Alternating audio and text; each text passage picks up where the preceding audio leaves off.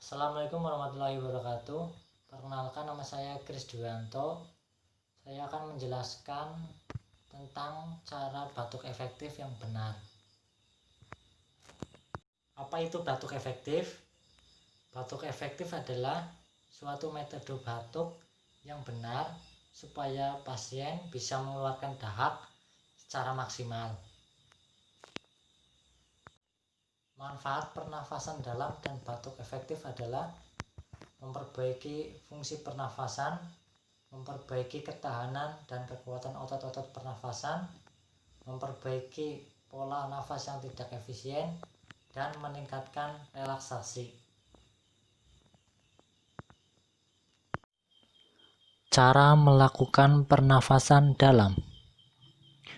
Letakkan tangan pada ulu hati. Tarik nafas dalam melalui hidung secara perlahan. Keluarkan nafas secara perlahan melalui mulut dengan menguncupkan bibir. Lakukan 3-4 kali. Pada tarikan nafas keempat, tarik nafas secara maksimal dan tahan 3-5 detik.